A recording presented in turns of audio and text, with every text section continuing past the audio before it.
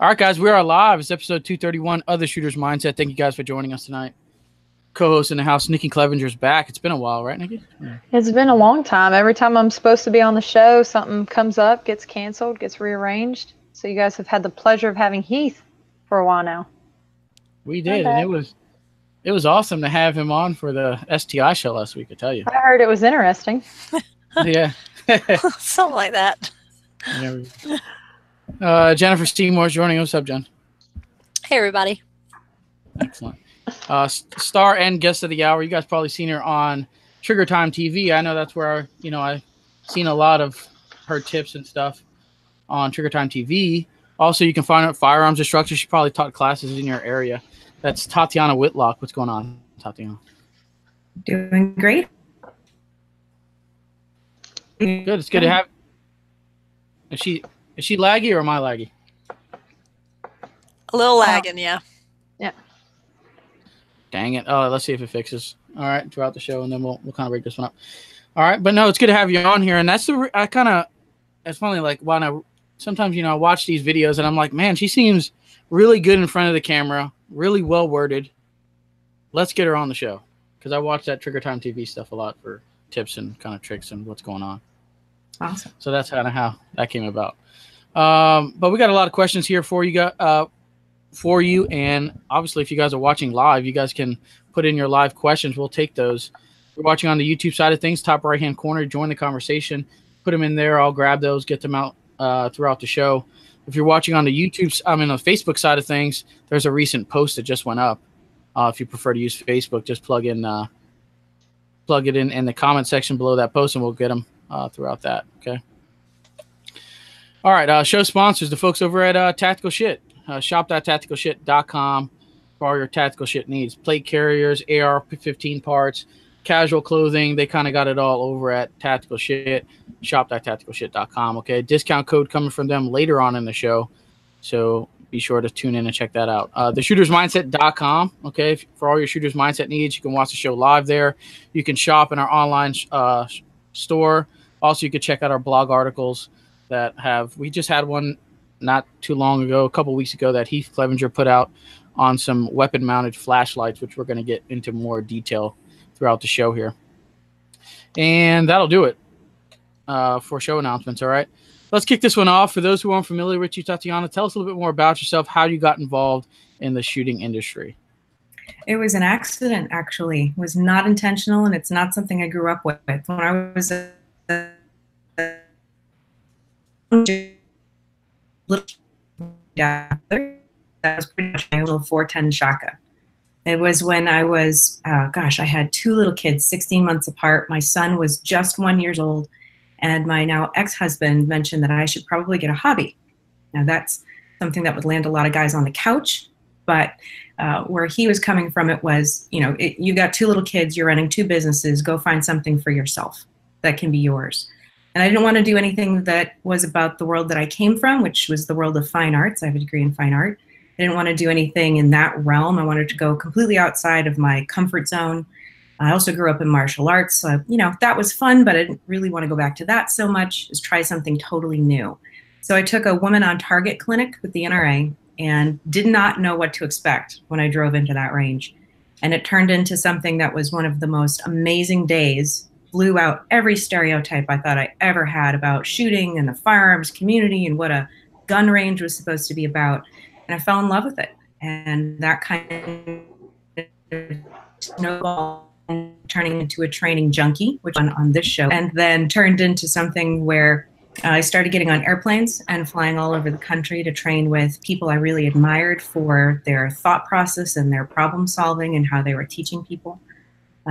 And then that continued to evolve into now it's 100% of what I do as far as there's a marketing business. I'm COO in, which is Gap Marketing, Director of Training for A Girl and a Gun nationally, part of Howell's Gun Shop in Maine as their Director of Training, work with Trigger Time TV.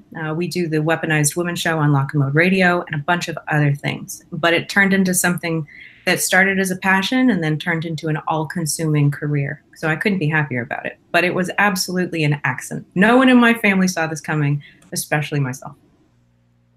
Boom. So there you go. You take a class, you get the gun bug, right? Mhm. And then you want to train with everybody and find out, better techniques, how to prove your ability, and then all of a sudden everybody starts going to you now for some training, right? So that's awesome. I mean, few people. I mean, I don't know. There's a lot of people who make, a living off of training, but it doesn't seem to be a whole lot. Usually there's people doing extra things on the side.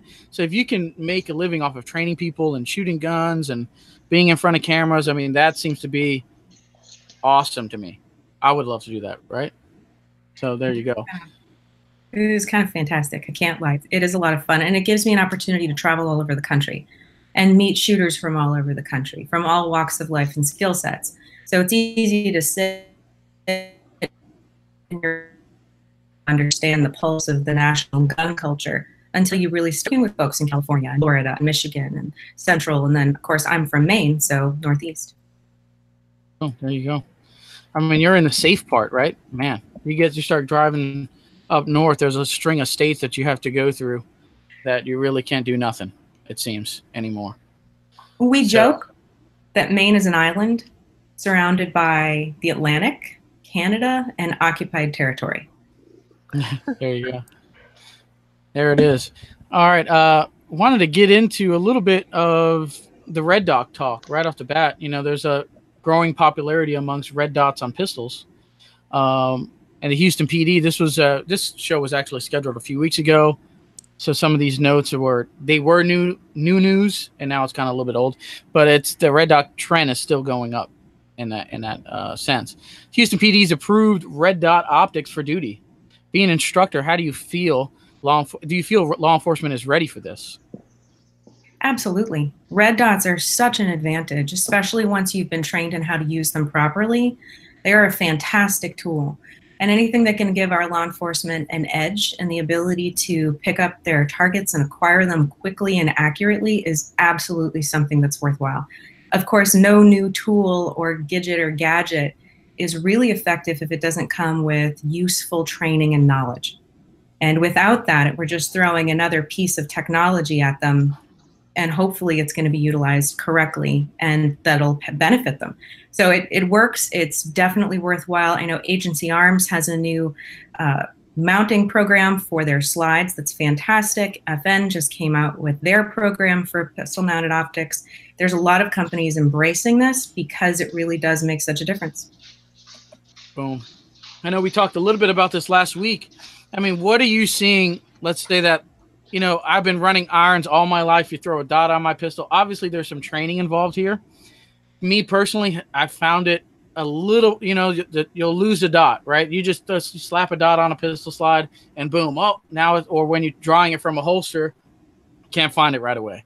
So there's obviously some training, some learning curves with this dot for some people who's been a long time iron sight shooters. What are you finding that training wise, to get people really used to running a dot, or are just people picking it up pretty naturally? People that shoot red dots on long guns tend to make the transition a little bit faster because they're used to utilizing that dot, that graphic on their target. Folks that are not familiar with red dots on long guns and where red dots are totally new to them, it really forces a very clean technique. If you've got any slop or excess or in your motion, that arc of movement, then your eye knows right where to go. And it's the very similar logic to running a red dot on a rifle, which is where I began and then adopted it into the pistol skills. Once you know how to use those up drills for your carbine, right, to get that dot in place, it's the very similar thought process with your pistol, but it does require a little bit of technique cleanup to make it work well. There you go. We got a live comment that just popped in from JB. Need a good clean draw and trust the dot. No difference really. Trust the dot. Mm-hmm. So there we go. So it's odd. I mean, Jen, have you shot any pistol stuff, any optics? You should, and I mean, you shoot a magnified optic, and so do you, Nikki, on the 3-gun rifle. So that's kind of a similar. It has a similar use, but different in the same way. I don't know. I've shot a dot on a rifle before. But I do usually shoot my magnified optic, which is a little different. I have a hard time with pistols with red dots. I really do. I want to see that front sight. And I put it up there. I guess I don't trust it. It's just very odd to me, and I haven't gotten super comfortable. But I also haven't had my gun that was one that I could work with and get used to. You know what I mean? It was like at the range, hey, you want to shoot my gun? Sure. And I'm like, oh my God, this is so weird. Yeah. But I think if I got one, I think it would just take time of drawing and acquiring that sight versus a front sight picture. I actually don't run the dot on my optic for rifle. I know a lot of people will still turn it on and use it. If the battery's dead, I wouldn't know. I don't turn it on. I just don't use it. And I wouldn't be opposed to running a dot on a pistol, except I'm already working on my trigger pull. And if you don't have a solid trigger pull with iron sights, it's not going to get better when you throw a red dot on it. So there's a lot of other things I need to work on in my pistol game first that will still affect how I shoot, depend whether I have iron sights or a dot or not. So, and law enforcement and red dots that's fantastic. But the whole reason my husband got into competitive shooting was because he wanted to be better at shooting for his job, which is law enforcement. Except he's one of maybe 2 in the whole department that shoot competitively, and only a handful that actually go out to the range and practice on their own time. So to change from iron sights to a dot is, if they're not putting in the practice with the iron sights, I don't see them putting in the practice with the dot. So to most law enforcement that I know, I feel as though it would just be a new gadget for them until they're willing to put forth the effort to be better at their trade and what they do outside of work. They're not going to put forth that same effort, even if you change up the sight. And I'm so pro law enforcement and give them the best of everything they can, but it's a struggle when you want people to do better and you can't get them out at the range practicing.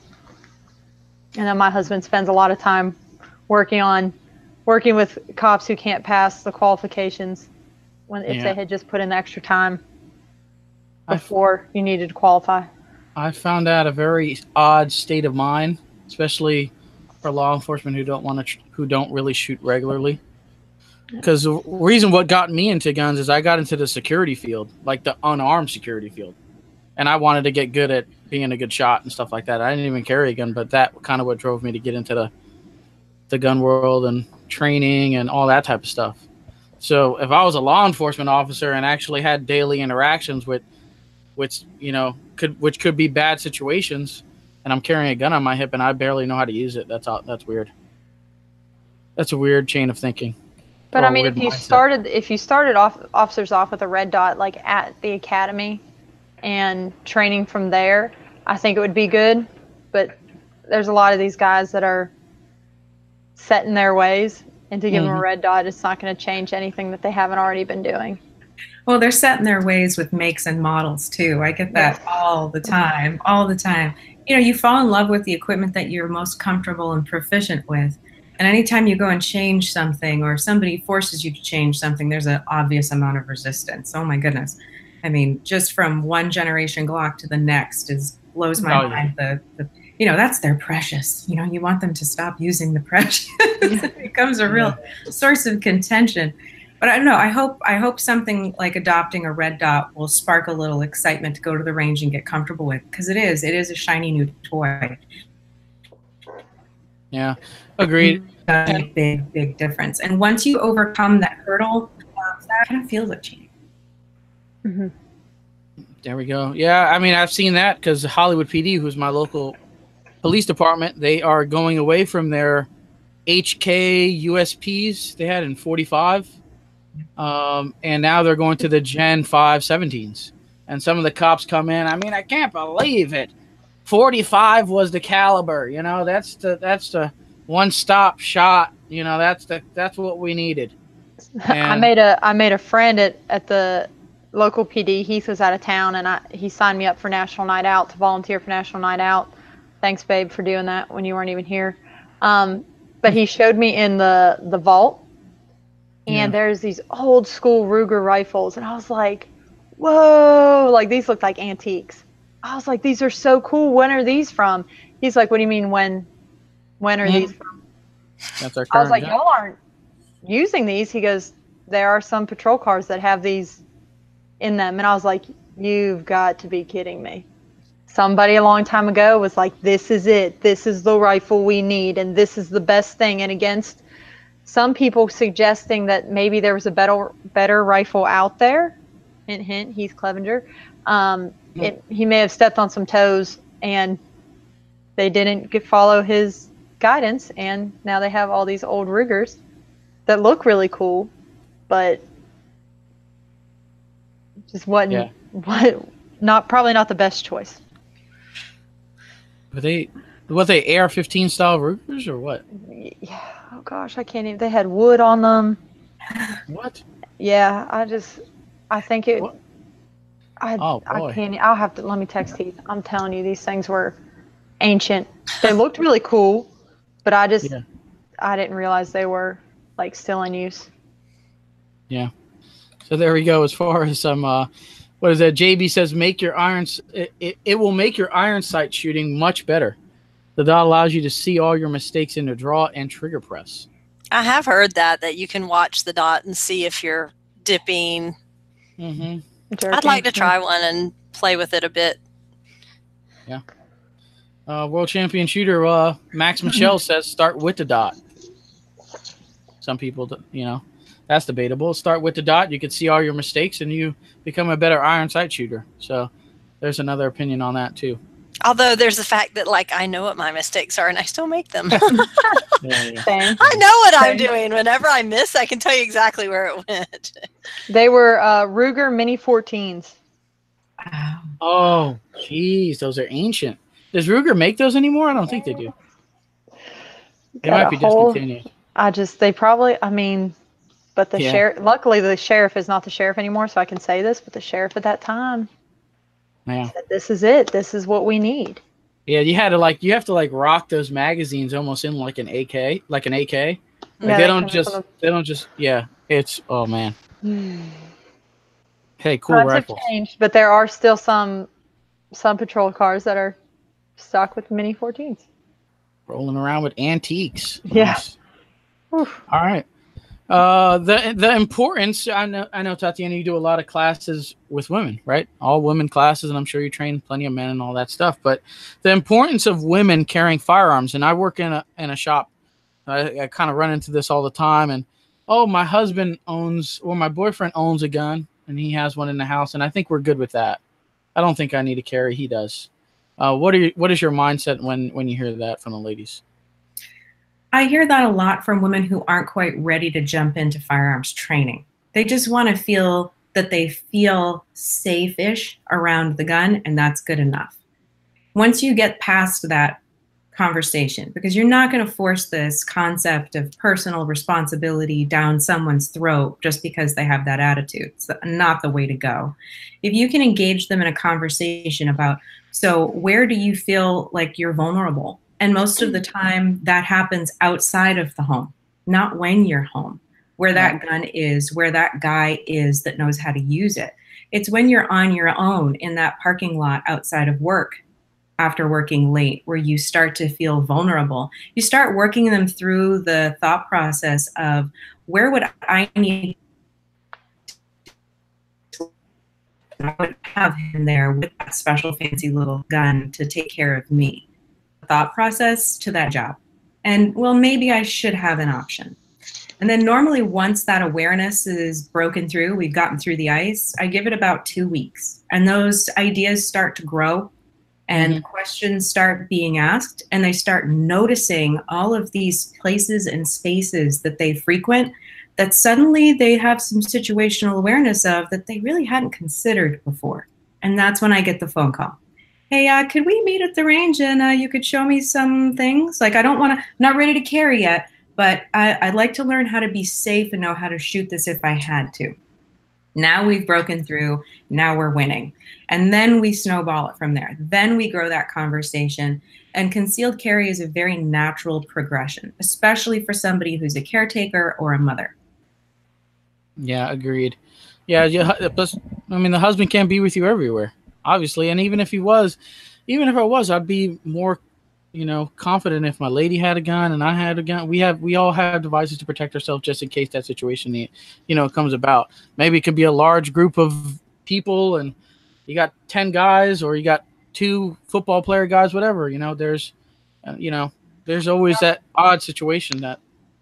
The reality of being separated should just something go wrong when you're in a crowd is very, very real. So you may not be together for very long. If you're in an environment with a lot of people, the likelihood of you being separated is very real. And then that feeling of vulnerability really sinks in. And I won't have anyone there. And I am on my own. And it is scary. So, if you can be Mr. and Mrs. Smith, more power to you. Couples that shoot together have a lot of fun doing it. And I'm telling you, Christmas looks a whole lot shinier and metallic than in years before. And ammo is suddenly better. Yeah. It's a fun thing. I mean, I know when I started carrying, I was Heath's got this. We're good. Yeah. Heath will take care of it. And then I started to realize that if something were to happen, I'm the first person Heath's going to leave because I'm important, but Heath is also a sworn officer and on duty or off duty. He's still got responsibilities, and I'm going to be the first person he walks away from to go do whatever he needs to do, and that leaves me on my own. And once that realization set in, it was like, well, I should be able to protect myself and back him up, but truly I don't know if I'd ever be able to be true backup in a situation, but I would like to be prepared if I needed to be. Well, all right. Yeah, I always tell them, you got to think like the bad guy. If I was thinking like a bad guy, I'm not going to try to go after a Steve Fisher or this giant dude or some dude wearing 5'11s. I'm going to go over to, girls that look like you, snatch the purse. I got an iPhone X that's worth $1,000. I got some credit cards, some money. I got all this stuff. I want to kidnap you. It just makes more sense to go after the ladies, right? You never know someone's thought process. You know what I mean? Why not? It just seems to be they're more vulnerable to, that type of stuff. So it's more important for ladies to carry over men, right? That's like I had never held a gun before 2012, and my daughter and I were walking downtown after we had performed a Nutcracker, and we were leaving, and it was dark, and we had to park in this dark alley at the end, and this guy was like, "Hey, come here," and I was like, "Walk faster." We started walking faster. He started walking faster. I don't know what he wanted. We ended up running to the car, and I was like, "Nope, never again." I could not have protected her if he'd have got there. That was an eye opener that I needed to be able to protect myself. So, yeah, There you go. What else we got here? Any live stuff that came in or no? We're good on that. We've got a couple. Not yet, no. From Jay Budek. Excellent. Let's go into the discount corner portion of the show. Try to save you money from great companies who support the Shooter's Mindset show. Jen, you usually start us off. What do you have? Yep. You can get 10% off at carbonarms.us with the code TSM10 for shotgun shell caddies, ratchet belts, tube extensions for shotguns, all kinds of stuff. So check them out at carbonarms.us, and you can get 10% off of an under jersey if you message them and say you heard about them at TSM. You get a great jersey, and you get 10% off in the Shooter's Mindset store with the best code ever, which is Jen TSM10, and you can get 10% off. So check it out. Well, Nikki, what do you have? I have not done this in so long. Luckily, Heath keeps little notes. Also in the TSM shop, if you don't want to type out Jen, you can type out Nikki TSM10 and save 10%. Also check out Dangerous But Good. You can save 10% there using discount code NikkiDBG10. For American Defense Manufacturing, use 3GUN10, the number 3, the word gun, and the number 10 to save 10%.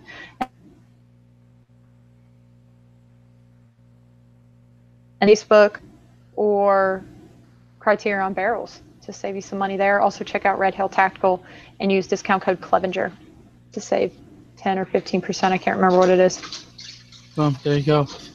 Tatiana, any discount codes that you know of off the top of your head on the fly here? We didn't really. Sure.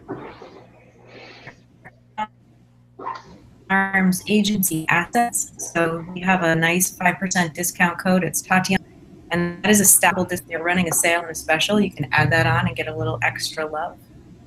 There's also Mean Gene Leather, which is also Tatyana 10 for 10% off your first order with Mean Gene. Mean Gene. Mm-hmm. I like that name. I gotta check out that company just because. Is that Gene Fletcher? No, that's Gene Hingden. There we go. I gotta check that out. All right, discount codes on my end here. The folks over at Tactical Shit, shop.tacticalshit.com. TSM10 saves you 10% off their entire web store. Also, you're in the St. Peters, Missouri area. Check out their retail shop. Scream TSM10 at the cashier. Get 10% off your order there. What do we have? Taran Tactical Innovations, TaranTacticalInnovations.com, TSM10 for your entire 10% off your entire order there. Tactical, TSM10 for 10% off umtactical.com. And lastly, I think actually that'll do it. Excellent. Nice, short, and sweet on my side of discount codes. All right, let's jump back into it here. We're going to talk a little bit about what do we have here? So keys to teaching trigger control. All right, and some people seem to pick this up quicker than most. Some people this needs to be worked on a lot, and it constantly needs to be worked on, even if you're a seasoned shooter. I noticed this kind of has its own mind, and when I kind of doing more training than shooting, I start shooting, and I'm like, what? Why is this going low left? It's not supposed to happen. All right. So what are your kind of tips and tricks on teaching trigger control to somebody who's new versus and someone who's been doing it for a long time? Is there any difference? There is. Old seasoned shooters have habits that make us cringe, and we know they're coming. Such and such a spot. And it's easy for us to kind of identify what most people go directly to, and it's the last thing on the list. It actually begins with your grip. So if you're shooting low and left, you totally gave up your grip. You compromised it, you let it go, you transferred the emphasis away from your middle finger, stabilizing north-south orientation of the muzzle. You gave emphasis away from the middle finger, stabilizing the grip to the trigger finger, which was inappropriate, therefore compromising the north-south orientation. And your support hand probably has more heel press and not enough fingertip pressure, therefore dropping the shot left. So low left, for me, has nothing to do with trigger control. You should be able to mash the you-know-what out of the trigger if your grip is rock solid. If your grip is that vice, that stable, locked-in foundation, I should be able to press your trigger and it should go in the same spot as your sights are long. First, second, trigger last. What was that last one? I missed it. What was that last point? Grip first, sight second, trigger comes last. And yeah, there's some logic associated with it, because if you're not even and consistent with your trigger, if you're not connected to the tactile sensory experience of depressing that spring set, then you're going to mash it and you're going to move the gun. Again, if your grip isn't totally solid, any additional oomph of that trigger will influence movement of the sights in the gun. All right, and what's kind of like everybody has their saying as far as grip pressure, right? Some people say grip it like a hammer, and then some people say, well, it's 65, 30 here, and you grip it harder. Just grip it like a bear and just boom, punch it out. And then what's your saying as far as the grip, right? Everybody has one. I'm wondering what yours is. So I teach grip kind of funny, I'd say. I teach grip in two halves because you can crush it, but as you crush it, if you shift the muscles and the bones and the things and the meat, because we're just these big squishy balls of meat and bone, right, around a solid object. So if we're inconsistent with how we're squishing and hanging on to that thing, we leave any room for the gun to move, we let that squish take over, you're going to move the gun. So you've got to max out your grip. Whatever that means for you, max out the grip. But max out the grip in a manner that's going to leave this finger and this finger relaxed. So how you apply logic to that is, you're crushing back here. And most people think squeeze and grip. And when you say the word grip, it applies your whole hand is gripping. hand. So you're really maximum from the pink finger of your palm, drawing the gun almost into your forearm. That's how you lock in the bones, those tiny little metatarsals that are in your wrist, engaging the muscle and skeletal structure of your forearm to support the gun in the grip. But if you just think about just your hands, you're going to be weak because hands are not strong by nature, especially women. We don't have these giant sausage hands. You know, we don't have Steve Fisher hands to crush the gun. So we've got to use all of the muscle groups in addition to the skeletal to make sure you've got that even solid pressure bringing the gun back into your arm. Oh, so there you go. Interesting talk there. See, everybody has their, that was really detailed, right? Everybody has their own thing. And, you know, some people just don't, it's hard to kind of get through to some people. You know, some people will come, especially the ones, I prefer the ones who kind of haven't done it before. That way you can kind of show them. If they come in with the, you know, oh, well, this instructor tell me to do this. And I've ran into that myself, right? And we've, you know, some instructors will teach to grip the gun this way. And then you go to this guy and he says, no, I want this. And then it's like, and then you try to do it his way and you just revert back to what you've always been doing for years and years, right? So gripping a Glock and, you know, and I've taken a lot of classes with the competition, some world-class guys, right? And that's fine. And, you know, Rob Vogel or Bob Vogel, whatever you want to call him, he shoots a Glock for a living and oh my God, the gun runs super flat in his hands, right? You could take a $3,000 gun and he can outshoot you with a Glock or whatever gun that he has because he just, the way he grips the gun and the way how, I don't know if I can demonstrate that, but I like I said, I'm not Bob Vogel, so I can't really pull this off just like he can, but I've really gotten really high on that gun and I've almost, this weapon light's on there now, which we're going to talk about here shortly, but I kind of like bring that, like not wrapping the trigger guard, but it's almost like right there. I can just really torque both sides of both my left and my right hand in, right? I can kind of, it's just really like it's nice and high on the pistol, right? Some instructors will then tell you, oh, we'll bring that back. We want more of it, more back here. Don't wrap that up here. And I just couldn't do that, at least in that setting of adjusting that grip, right? I just always reverted back to my old way of gripping that gun, which looks something like that. Okay, so, and you're going to run into that with people who've taken classes. I mean, so what is your opinion on that grip and what kind of, what's your tweak on that, if there is any? I don't have a problem with that grip at all, but I guarantee you your hands are much bigger than mine. Now, right. I can run the Glock 19s. I can run all the Glocks, and I wouldn't say that any of them are too big for my petite female hands. We all normally have about an average size hand between the male and the females. So it's really not that big of a discrepancy. But what is different is how much meat I've got to support that and how much mass my hands take up. So my only consideration is, you know, artist and their, right? So if I'm intending to receive forces, I want to be able to have those forces go right and transfer into my forearm without letting all these little bones of your wrist take that force. So if my grip looks like that, which is a natural hand placement, right? My hands are straight. I'm going to make my pew-pew hands. I'm just going to lay this one in here. Then I'm optimizing the strength of my hands and my wrists and my forearms. I don't want to trap that energy in my wrist. I want it to transfer to my forearms. Now, you've got more mass. You can get a much higher torque on your wrist. But for me, where that's going to put pressure on, it's going to be very unnatural. It's going to start to hurt and fatigue, and it won't work for my hands. So I'm not a big fan of this is one grip to solve them all for everybody. If you've got giant meat hooks, use them. Get as much of that gun buried into your hand.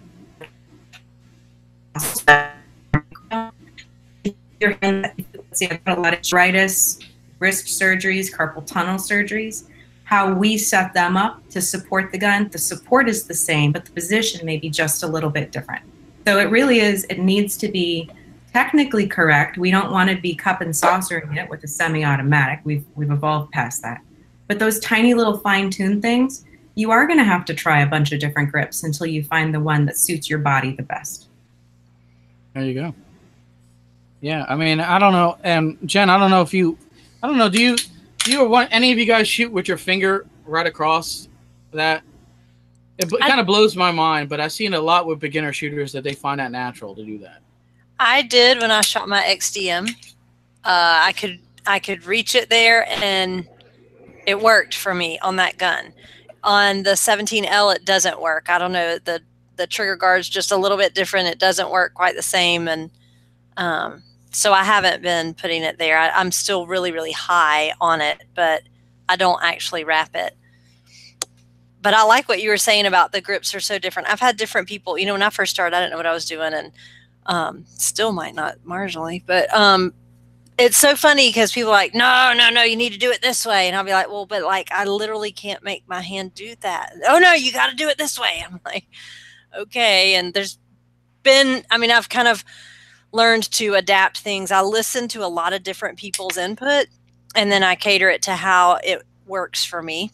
But at first, it's overwhelming at first to, you know, they want you to do it this way and do it that way. Have you seen the video of I Love Lucy doing ballet where they're like, you know, tuck your stomach in. So she tucks in, her butt goes out, tuck your butt in, straighten your knees. And she's trying to do all these. That's kind of what I felt like when people were trying to make me fit a grip that works for them, make me do that. And I'm like, oh, it doesn't work. I'm uncomfortable. And I think you have a very valid point there that you have to really look at your bone structure and what works. There we go.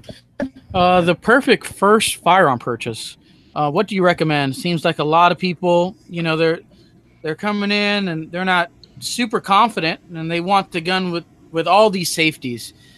But, you know, it has to have a backstrap safety. It has to have a manual safety, a loaded chamber indicator. They want those style guns. But what do you kind of say to that perfect first firearm purchase to people? You know, it's funny because I work at a range, and I've worked largely have retail as part of them. So getting people is a very familiar conversation. And yes, all the mechanical safeties somehow seem to make you feel like you got all the security blankies and you're in your safe space with pins and all that stuff. When in reality, if I can get them in the range with it, and then put a Glock 19, something that's going to fit an average shooter, you know, it's hand size, scale, it's going to be comfortable, it'll absorb a lot of the very, very easy contrast to all the bells and whistles gun. And we get them trying all of the things and the stuff. It comes down to their ability to manipulate with manual dexterity that safety. And some people embrace it and they love it. 1911 shooters, for example, that safety will kind of force you into a proper grip, which is great for a lot of people. And then we've got folks who are looking Smith & Wesson Bodyguard, which is super tiny, and that safety, that mechanical safety, small, that just becomes an absolute nightmare. Manipulate the safety, learn the gun, contain that muzzle, which is so short and small. So muzzle has, oh my gosh, what a nightmare. Completely devolves to the point where they're like, you know what? Maybe that's just one more step. That's just not something I'm ready for, or they embrace it wholly. It's night and day. And I typically find that, you know, the number of people going towards manual safeties after they've had a chance to spend about an hour in the range with a good instructor who's objectively talking them through the gear, they will opt for a quote unquote simpler gun where the emphasis is on them to maintain the safety of that firearm, and they're not deferring that responsibility to the machine itself. Boom, there you go. Nikki, any thoughts on all the safeties? I mean, I can't stand them, but that's, you know, I was just trying to think of my first gun and if I even considered the safety aspect of it. And I don't think I did. I mean, granted, Heath put out several guns in front of me and said, here, dry fire these and see which one fits your hands the best. But I've never I always considered you as the safety, you know, right. The person holding the gun is the safety. So I like Tatyana said, on the 2011, having the thumb over the safety, and it causes you to bring that other hand up high enough for your grip and everything. But I don't think I ever considered the safety, but I can see where people feel better when they can physically see that the safety is on. But I think that's all personal preference. Right. No, I considered it. I remember my first, you know, I was like, the gun's going to go off in my pants. It's going to shoot me. She's going to shoot my junk off. You know, if I carry appendix, it's just going to be a bad deal. You know, I don't want it. I felt comfortable with all these safeties, so that wouldn't happen, right? But then as I grew confident in the firearm and knowing that the gun's just not going to magically go off by itself, now I don't like all those safeties on a gun. I just don't. After competing, because I started with a Glock competing, and it was so much easier to just throw a Glock in a bucket and move on. And then I had to add the, additional thought of safety on, then dump, safety on, then dump, safety on, then dump, when I almost was like, man, can I just go back to the Glock? Because now my focus came off of shooting in the next part of the stage after dumping the pistol, because I was so focused on making sure that safety was on before abandoning my firearm. So, like I said, I wasn't worried about getting my junk shot off. I was just more worried about how fast I could dump a gun in a bucket. Right. Yeah, the Glock always had an advantage in that department too, because you always hear people dumping the gun and they swear they put their safety on, but somewhere between that dump and the whatever, the safety got clicked off. The impact of the gun hitting the bucket clicked the safety. I mean, yeah. We've seen it. We've seen it quite a bit. So, as far as new shooters getting guns, I think it's hilarious that like at least once a week on Facebook in one of these groups, someone says, "Going to buy my first gun. What should I?" Or "I'm going to buy my wife her first gun. What should I buy her?" And I'm like, I mean, that's different for every person. Why don't you take her to the store? Snub-nose 38. And what kills me is I didn't think that was a real thing. Like, people joke about it at the range all the time, and like I'm around a bunch of female shooters a lot, so it's always a joke. But then I went to the range and like helped with a concealed carry class, and it's still a real thing. There are still people who work at gun shops, and there's still husbands that are like, I think she needs to get this, or I think you should shoot this. And I'm like, are you kidding me right now? Like, I didn't think it was real. I thought it was a joke. I thought it was just a sick joke. I didn't know people still do that. Probably the biggest argument I've gotten into online was over this guy that was like, or someone was asking what gun they should get, and people had given advice: go to the store, hold different ones, dry fire different ones, feel the triggers. And this guy's like, no, she needs a revolver. And I was like, no, I don't, don't tell her that. That's not, it might be the right gun for her, but it very likely is not, because that trigger pull is so heavy on that gun that I think it's difficult for females to shoot accurately. In round capacity, you get 6. So if you're not even shooting it accurately, you don't get a lot of chances to. I can't hit the broadside of a barn with a 38 snub revolver. Well, he was going on and on about, well, she won't be able to clear malfunctions. And I was like, that's a bunch of bullshit. Like, I can clear a malfunction so fast that you almost don't realize what happened just because I've practiced. Anybody can do that if you practice. And if she can't clear a malfunction, she's not going to be able to pull a trigger on a revolver. Let's face it, parallel parking is more complex than clearing a malfunction. And most people drive themselves to the range. So I'm pretty sure that with about 45 minutes of quality training, somebody who's capable of making sure they understand and learn, that they'll be just fine. The crime that I see is these lovely senior ladies inherit firearms from their deceased husbands, or their well-intentioned husbands buy them these tiny little miseries of guns that are air lights, just aluminum, and they're teeny because they're simple, and they've got arthritic hands and all kinds of residual injuries from a lifetime. And they get in the range, and man, of course we've got a backup gun for them because we know that's not going to work. Yeah. Look, they come to leave the range, and they just hand it back, and they're like, and that's it. They come back a couple days later, and they pick out their own gun because. Yeah, we've had a change in perspective. Yeah, when I get those people, I'm like, here you go, here's the revolvers. Not gonna step in the middle of that. I got this nice Ladysmith Airweight.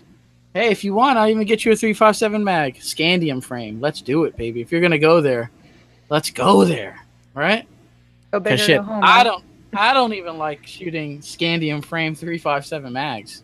No, they're not fun. It's like, okay, three rounds. Okay, I'm done. That was fun. I feel like that sometimes when someone's like, here, you want to try shooting my gun? It's this, even if it's a 45, I'm like, no, I've shot a 45. Like, I'm good. Like, I'm just not doesn't impress me, and Yeah, I'd shoot it 3 times. I'd shoot it 3 times. Hey, thanks, man. Nice gun. Thank you. Move on. Thank you. Thank you, but no thank you. It was exciting. We'll put it on Instagram. Maybe we'll get a few likes. Thank you. For the CDI factor. It's all about the gram. Boom. You got it. That's the only reason why I purchased those 500 Smith & Wesson cartridges. And then you emphasize it more.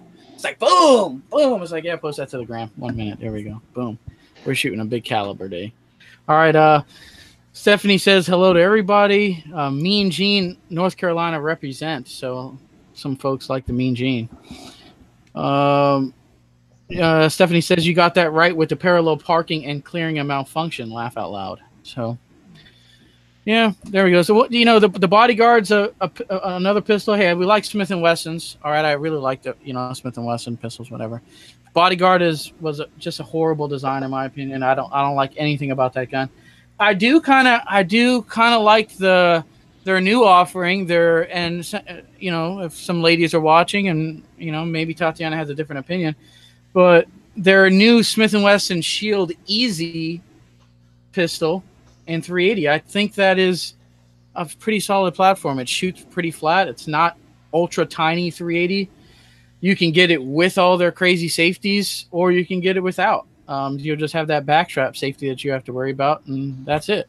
I like that offering, and it's affordable at like $375, right? So there's a popular gun amongst the ladies. I don't know. What are your thoughts? Have you played with this one? I have, and I've put a lot of shooters into them, especially our older ladies with those arthritic fingers and the wrist injuries and shoulder or elbow injuries. Smith & Wesson listened, and they put out a product that answered a lot of the demands that the Shield created, which is Shield's a little bit rough on the forgiving to rack that slide and manipulate the controls. Feedback, and they put out a gun that you can manipulate. You can do that. You don't have to be a CrossFit junkie to rack that slide and do what you need to do. And that's one of the biggest hurdles, that barrier to entry for so many women, is that lack of confidence from trying to rack that slide and not being able to do it. So the Shield Easy solves that problem. It gives them the confidence. And if they outgrow it, no big deal. They're still going to carry it. It's still a fantastic carry gun, especially for summertime carry, as well as a starter gun for a new shooter who's got some hesitations at the range. Yeah, we can't keep those guns in stock, so I like it. Now, whatever. I was shooting it, and I'm like, I didn't really have any expectation. I'm like, oh, this thing's probably gonna be junk. I'm not gonna like it. Whatever. I shot it. It shot flat, smooth. It was easy to load the mags, easy to rack the slide. Everything was easy. I was like, man, this is an awesome gun. And we have one on the rental wall now, and people are buying them up. So there's and something that's not going to break the bank neither. If you don't want to spend $600 or whatever, you can $375 and you get a solid pistol platform there. There we go. What else we have? I'm good on the live over here. If you guys have any questions and you're just tuning in, make sure if you're watching on the YouTube side of things, join the conversation top right-hand corner, or head over to Shooter's Mindset on Facebook page, and get your comments in below the post that's pinned to the top. All right. What else do we got here on our list here? Any future plans of getting more involved on the competitive shooting side of things? I don't know if you have been involved in this side of the world, or if you haven't, or do you plan to go there?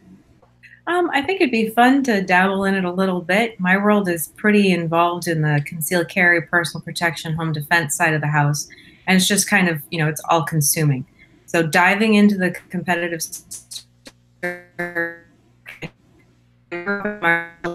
did a ton of a little bit south of there too. So, I feel like I have experienced that side of life, and I really enjoyed it. Again, it was pretty much my whole childhood. So to go back into competition now, it doesn't speak to me the way some people are so passionate about it. I love the street fighting side of life, not so much the organized boxing side of life when it comes to firearms. But I can't honestly say that, I'll hang out with some of my good friends who are competition shooters. Melissa Gilliland is amazing. You get her talking about ballistics, and everybody wants to shoot your ass. I mean, it's just like she's a junkie when it comes to that. It's amazing. Or, Tina Martin-Ems when it comes to 3 guns. I just love the passion that's coming out of those people. And they may just convince me to come and play, but we'll see what the future holds. Yeah, there you go. Do you feel the competition is a good source of training? Absolutely. Absolutely. 100%. If you can get good quality time on the trigger and the gun and have the box, the EVA off, with all of the people watch that experience and still have confidence in what you're doing with the firearm, it's absolutely a useful tool. Just be cognizant of the fact that there is a difference in technique and procedure between a structured, very well organized and babysat experience, which is a match, and that there will be very, very different things that happen in the real world. So as long as you're aware of what those things are, and you can call a spade, you know, if it's a gamer move, it's a gamer move, and that's nothing wrong with that. You've got to play within the rules. As long as you can make those differentiations, I think you'll be just fine, and it's worth doing. Yeah. Yeah, once, you know, everybody, no one knows how they're going to react usually unless you already had that. When you see bullets flying over your head and people going down around you, everybody kind of has this reaction that either some people might freeze up. This big 6'2" football player might freeze up, you know, and he's the biggest, baddest dude, has all the gear. He's awesome. He trained with everybody. This dude's awesome, right? And he freezes up in that situation. Or, you know, that's kind of another debate. I kind of compare it to, so you get up to, you have this amazing game plan, like how you're going to shoot this stage, you know, where you're going to stand to shoot this, you know, how many rounds. I mean, if you're confident enough, you've candy caned your shotgun rounds so that you know you're going to shoot 2 bird and a slug and then 2 bird, and it, you know, you have it all. And then as soon as that buzzer goes off, done. You grab the wrong shells first from the wrong part of your belt, and everything just goes to crap. And until you've had the ability to test that and to get mentally prepared for something like that, I think that's the closest. I hope it's the closest I ever get to having to do something like that in a real life setting. Go ahead.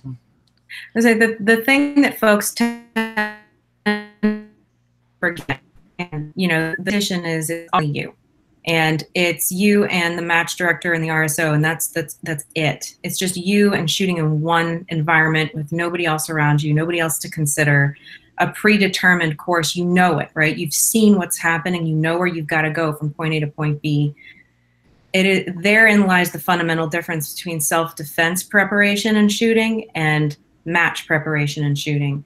Because the type of environment that we try to give people for self-defense shooting is truly about practical, applied situational awareness, speed and decision-making based on what's happening around you, and communication skills. If you don't know how to communicate while you're in the process of making a life or death decision, we got to talk, you know? Like, nobody's telling you to talk to the targets during the match. And the first time I had to talk to a cardboard target in a shoot house, I completely round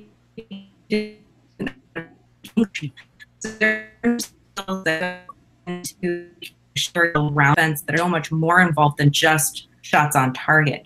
It's everything that happens before, everything that happens after. And if you're not successful in those 2 pieces, you may never even get to the gun or be able to remember that it's even there when things go bad. Mm-hmm. I think with competition, it is very different, but competition has gotten me to where I don't think about the gun. I don't think about what I'm doing. I think everybody that shoots competition, literally, you get to that point where you can shoot the stage and you're not thinking. I mean, you're thinking about what target you're going to next, but you're not thinking about, oh, how do I hold the gun? How do I pull the trigger? That is all subconscious. There's no thinking of it. So I feel like with having done this and that now being subconscious, that frees my mind to be able to think about what I need to do for self-preservation, where I need to go, who I, you know, if there's multiple targets, what I need to engage first, what way I need to go. And I just feel like it frees your mind to be able to think about the situation. If you've been taught to give yourself permission to. So I run this program in one of my classes where I have to break the buzzer. I have to break the permission to use your gun, permission to draw, permission that we've all been so ingrained in because we have to stay safe on the range, right? We're all going to shoot when we're given permission to. And that's one of the biggest habits that we don't even realize we've created in people when it comes to self-defense, because they're waiting for someone to tell them it's okay to use their gun. So one of the main exercises is teaching people to respond to see what they know and what's presented to them. And that is such a hard thing to in there we're also familiar with. It's so easy to get those types of things, just unfortunately a part of your subconscious experience with the firearm. Well, there we go. Tatyana, if someone wants to train with you, or where's a good way to get a hold of you, where's your contact info? Sure, I made it pretty easy. My website is my name, TatianaWhitlock.com. It's my name on Facebook, Instagram, and Twitter. All of those are great places. I'm a Google search away too. It's pretty much all shooting stuff and shows like this, which are awesome. So again, thank you for having me on. There's a complete schedule for the rest of this year on my website under training and schedule. And there's the 2019 program, which spans coast to coast and border to border, which will be coming out in the next 60 days. So look for that. Are you willing to travel state to state, or they got to come to you? In California, I'll be in Michigan, I'll be in Texas, Florida, Louisiana, Memphis, you name it. I will be all over the place. Where there's a range that's interested and there's a group of people willing to come out and learn, I will go. Oh, there we go. I got to look forward to that Florida class. I got to go take a look. I've been wanting to get into that and just kind of step out of, always kind of doing the competition training thing and doing that. I just wanted to step out because I can't run a carbine worth of shit. If a jam happens, I don't even, whatever. I don't really know how. Well, I like to, twiddle that. Oh, they fall out. And there we go. Rack it. I think I kind of know what I'm doing, but, I really don't. It's just if this shit happens during a competition match and, we're just racking it, we kind of keep going. We really don't know how to, so I can't run a carbine worth of shit. I'm a pistol guy, and I have some cool gear, though. All right. There it is. That's it. But I got to take some carbine in. They make good pictures for the gram. Got to get good pictures, a good video of the gram. That's what it's all about. No jerseys for me. No jerseys. I'm going in with a T-shirt. I'm going in with a white T-shirt and some ripped jeans. That's and a leather holster. And the leather holster from Nylon Uncle Mike's jammy. Oh, nylon holster, yes. Nylon, even better. Yeah. Got to bring the real to the game. Okay. I got a $2,000 gun on my hip, but I got a $10 holster. Let's run this. There we go. Who was it? Right. I think it was John Correa posted on his page. He was teaching a class, I guess, and this guy showed up with like a $2,000 gun and an Uncle Mike's holster. Yeah. He wouldn't teach him until he made him go buy a decent holster. He was like, "No, you cannot take my class with that," and he made him go buy a holster. Yeah, that's you gotta. I don't know. You gotta get in. What were you thinking, dude? What you got to get into those people's head a little bit. Like, what made you buy this gun, spend $2,000 on it, and then what kind of ran through your head that said a $10 holster is going to be sufficient for that? Hey, you can go buy out a $300 leather holster for your $2,000 1911, and that necessarily really isn't a good holster neither. So, I don't know. But there's that, right? What do we have here? Curious on your opinion on kind of this new wave of pistol designs like the Hudson H9 and the Archon Strike B. And I don't know, there's this alien pistol. I don't think that's the name of it, but they're calling, I'm going to look it up right now on Google, but it's called like the alien pistol that people are playing with. It's, it's still in progress and it hasn't come out yet. And it's an interesting design, but kind of shares that design with the Archon and the Hudson, where you're getting the lower bore axis. You can change out the slide to carry optics, and you can put this, it's like fully adjustable kind of thing. What are your thoughts on this wave of kind of new pistol designs coming in here? I think we're all really skeptical and cautiously optimistic when the Hudson came out. And I was actually amazed at how much smaller it was in real life. It looked like it was going to be this giant, chunky, clunky thing, from the ads and the images. And then I was able to get my hands on one and shoot one. And wow, that gun is amazing. It's just so soft and so flat shooting. It's silly. So, can we make technological advancements in how we make these pieces of equipment? Sure, why not? And if it wasn't for companies like Hudson pushing the boundaries a little bit and doing it exquisitely well, we wouldn't advance it anyway. So who would have thought we would find ourselves in semi-automatic? We shall see where we go. Yeah, I was a big fan of the Hudson. I was on the hype train with that Hudson H9. We talked about it like 2-3 years of shot. I'm like, what's the coolest thing you've seen at SHOT Show? I'm like, that Hudson H9.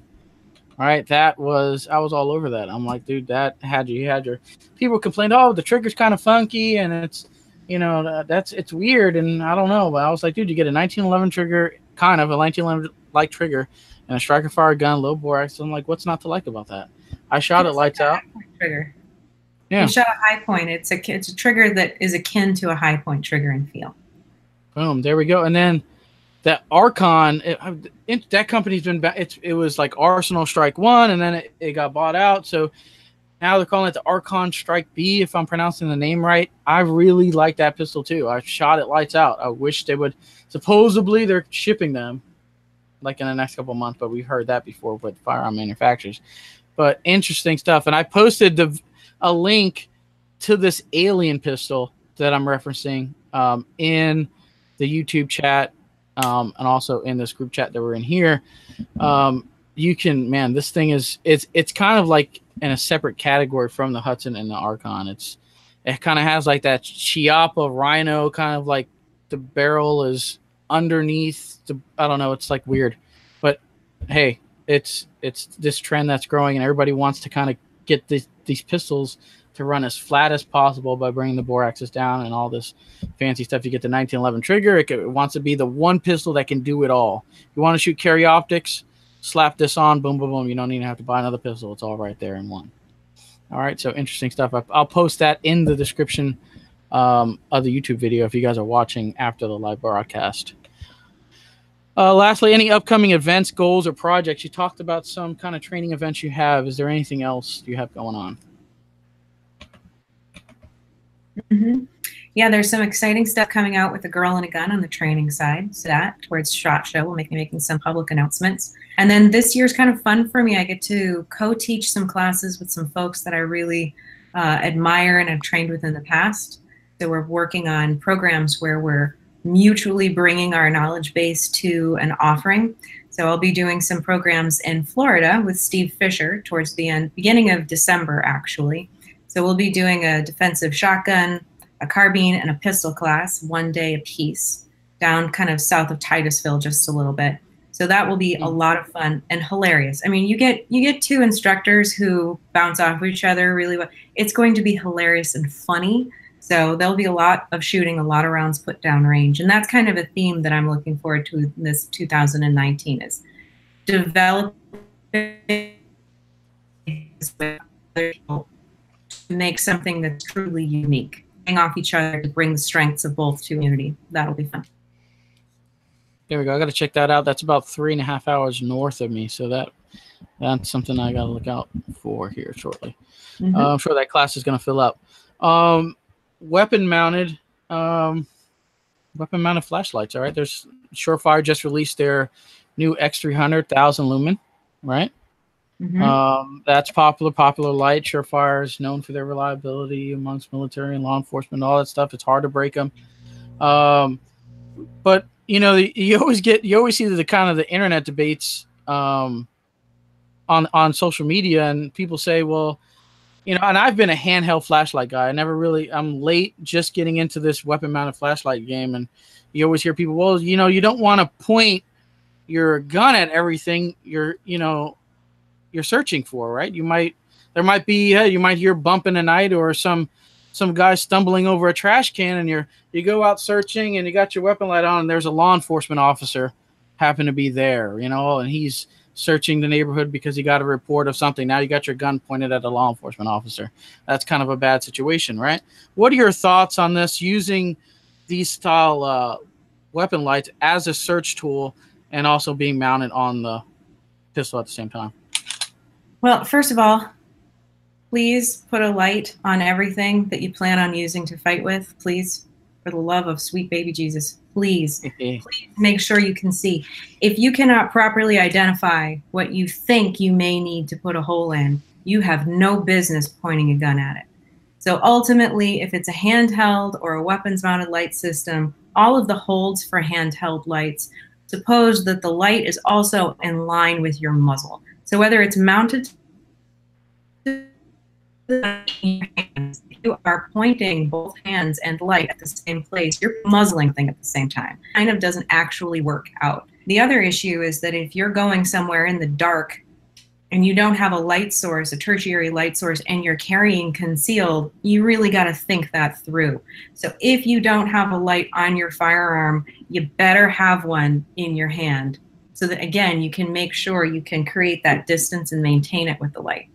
Anybody that's been in any kind of force-on-force training in the dark and has played Op4 the bad guy, in addition to having been the student, knows that the more lumens that are coming at you, the harder it is to see what's behind them in the dark. So if you have a giant halo or corona of light that is in front of you, it is somewhat of a shield. The more light, harder it is to aim small, miss small within it, standing behind it. So having played Op4, I've been the recipient and the deliverer of rounds in the dark with lots of lumens, and was part of that whole Surefire program way back in the day when the Fury came out and we went from itty bitty bits of light to, oh my gosh, the heavens have parted and now I can see everything floodlights in the dark. And you know, you're not going to melt paint off walls, and we're not going to burn out your retinas, and you're going to be just fine, right? So that's not an issue. But you know, ultimately, if you are a concealed carrier, you have to have a light source, either tertiary or weapons mounted. The more lumens, the better, because again, you got no business pointing your gun at anything you can't properly identify first. And as far as, well, if I've got a, what if it's a law enforcement officer? What if it's, you know, the neighbor's kid who's drunk and came into the wrong house? Where's your trigger finger, man? If it isn't, if it's on that trigger, we've got to put you back in, because there's no business for you to be running around pointing your gun with your finger on the trigger at something. Decision making needs to actively, not reactionary or reactively, and you've got to be able to see it first and identify it first, and then decide. And based on that decision, you know if you're touching the trigger or not at all. So run you, yeah, and now that I think about it, and I've always, you know, in the IDPA game, you can't run weapon-mounted lights on your pistols. It has to be in handheld. But any, you know, even if you were gaming it, you still ran the, you know, you still ran it right alongside your muzzle. So you were still kind of, unless you're doing this weird like NYPD, weird, you know, 70s, 80s, you know, law enforcement bad boy show, and they were doing this and this, then that's the only thing that I can, you know, the only technique with a light that you can say that I know of, that you won't really directly have your muzzle pointed at the thing. But that's kind of an odd technique. Then you're one-handed. The best, one of the best matches I ever did. Go ahead. Go ahead, Tatiana. No, take it, please. I was saying one of the best matches I ever did was one that they did here. It was just a local match, a small match, but it was a dark match. And they forced everyone, even if you did have a weapons, a mounted light on your weapon, each stage they dictated how you had to do it. So it made you try the flashlight in different ways. We did this way, we did this way. And it opened your eyes to what works and what doesn't. And that's something that people don't practice very much. As far as how to hold it, well, you know, you've got two hands and you have a gun, you want to shoot it with two hands, and you got a flashlight. What are you going to do with that flashlight? And it was just the neatest idea, because it made everyone, it wasn't just get in your comfort zone and do it how you're comfortable doing it. You had to try the different techniques. And so it was really neat to find out what worked. Yeah. Oh, I remember that first match. I think we get a lot of this pseudo knowledge. Go ahead, Tatiana. I'm sorry, there's a little lag. No problem. The thing with firearms and lights for defensive purposes is that the reality for most concealed carriers is you're going to end up shooting one-handed. You're going to have a child, a spouse, an elderly parent, somebody you need to push out of the way, a door you need to open, something to move that's going to take up the hand where that tertiary light is going to be. And it's going to have a job in addition to the light and the grip. So I'm not letting go of my kid if I have something going on. I'm hanging on or throwing that kid behind something solid. But that support hand has a job that's not completing the grip and holding on to the light. So therein lies an argument for weapons-mounted lights for concealed carry and home defense. You know, in addition to the fact that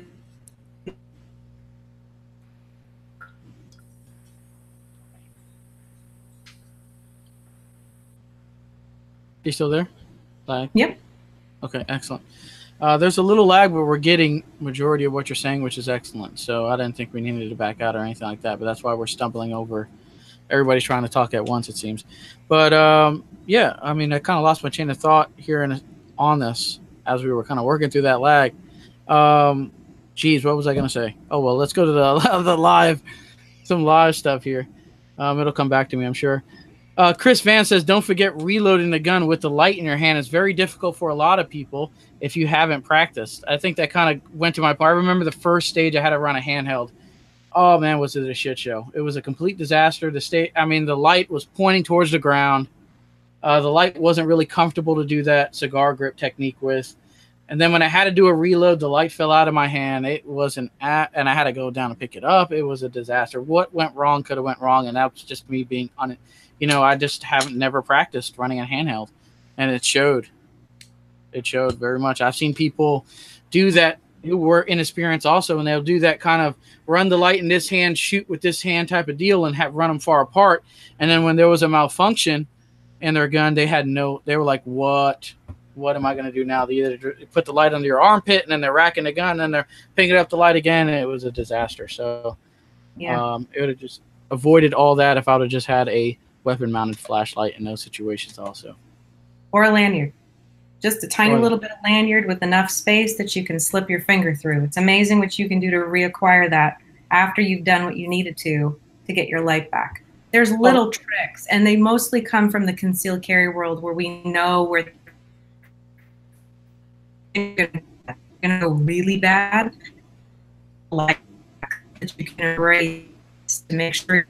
Because, I mean, I can let this go, push a kid, and then get my light back, and then go back to work. So tiny little things.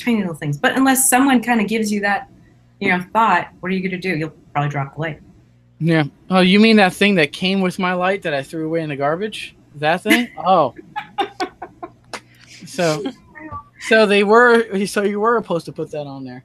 Oh, I got one right here, by the way. Here's a little. This is a tiny one. This is not really good. But this is, I think, 500 lumens, a little Olight.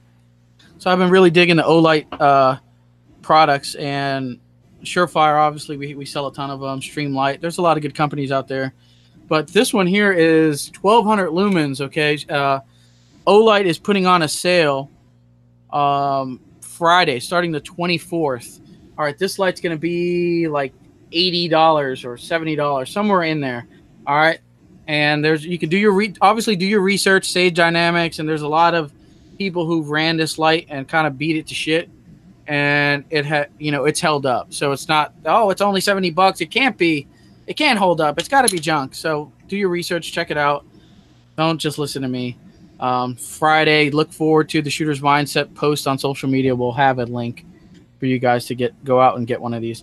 I think they're making them. They're doing a special run in FDE. So if you're that FDE guy where everything has to be FDE, you're gonna have the light in FDE, and you can be cool and post it on IG. All right. That's my spam on Olight products. All right, so check them out.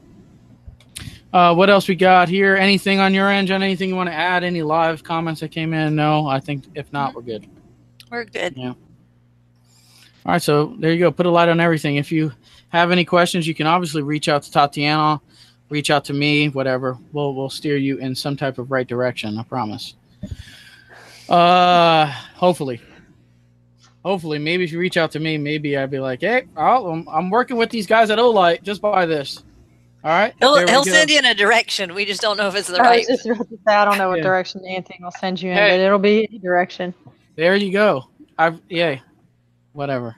I'm working with Olight. All right. I like their stuff. That's the direction you're being put in. All right. But if you want a Surefire X3000 1000 lumen, I have one at the shop. Contact me. We can get that over. We'll ship it to you. Those things are cool. All righty. That's all I got. I think we can kind of wrap this one out, bring it down to shout outs. Jen, we'll start off with you. What do you have? All right. Shout out to Prime Ammunition, Night Force Optics, Lansing Tactical, Under Industries for great jerseys. I think I'm getting me a jacket, so that'll be fun. Shooters of Augusta and Sharpshooters of Augusta, Carbon Arms for shotgun caddies, Kestrel, Weebad, and Patriot cases. Boom. There we go. Nikki, what do you have? I'm going to shout out, I want to make sure I'm off mute. Sorry, y'all, I got snoring dogs, so I mute myself so y'all don't have to listen to them snore while everyone's trying to talk. I thought that was bears in the background. No, they're like little teddy bears. They are, but they snore like pigs. But my shout outs are going to go to Criterion Barrels, American Defense Manufacturing, Eagle Imports with the SPS, True Spec, German Precision Optics, The Outdoor Shop, Shop Local. If you don't have a local gun shop, you can check mine out at theoutdoorshop.rocks. Red Hill Tactical, Safariland, Stage Zero Shooting Supply, Zero Tolerance Knives, Pure Gold Shotgun Chokes, and Dangerous But Good. There you go. Tatiana, any shout outs on your end? Sure. Nighthawk Customs for 1911, Agency Arms for some pretty awesome. Angie Leather for all of the really beautiful leather work, especially their belts. I love their free flight belts. Tough Products, because if you want to get a little mini tee, you can. Isn't that hilarious? Isn't that funny? That cracks That's me up. awesome. We sold out of these things like twice. They're phenomenal and hilarious. That's so cool. So those are from Tough Products. I had in Nancy. Gap Marketing for the firearms community marketing needs. Again, if you're tuned into Trigger Time TV on the Pursuit channel, we've got a lot of upcoming episodes that are going to be pretty awesome. And then, of course, A Girl and a Gun and Howell's Gun Shop up in Maine. There you go. Shout out to my end here. Subscribe to the channel. If you're watching on the YouTube side of things, right below the video here, you'll see a subscribe button. Hit that every Tuesday at 9 p.m. We're doing a new episode featuring a great guest, okay? If you want to email me, theshootersmindset@gmail.com is a good way to do that. Always shout out to the folks over at Tactical Shit for their continuous support of the Shooters Mindset Show. And lastly, Tandemkross for all your rimfire needs, all right? If you got that old 1022 you want to get running again, they have all the parts over at tandemkross.com. And lastly, the folks over at Olight, all right? Here's that FDE one that I was talking about. I don't have an FDE gun, so we're going to borrow a couple, do some videos, and post some IG pics so we can get a bunch of likes on it. And here's the black one. So, boom, 1200 lumen, very bright. All right, so there you go for my shout-outs. I'm done with that. We got a bunch of handhelds, and they got all their stuff, 1500 to 500 lumens. They got all types of lights for all types of needs. Check them out, all right? And that'll do it for episode. Lastly, definitely thanks to Tatyana for coming on, spending 2 hours of her time. We very appreciate that. And Ali, a lot of knowledge. Thank you for inviting me. Yeah, and I canceled on her. I think I couldn't find someone. I think I had the babies, and there's no way I'm doing the show with the babies. They're going to come in here. It's going to get it's going to be a bad show. So we had to cancel, and there we go. So that's the deal with that. But thank you for coming back. Yeah, it's awesome. I enjoyed it. All right, that'll do it for episode 231 of the Shooter's Mindset. Thank you guys for tuning in tonight, and we're out of here.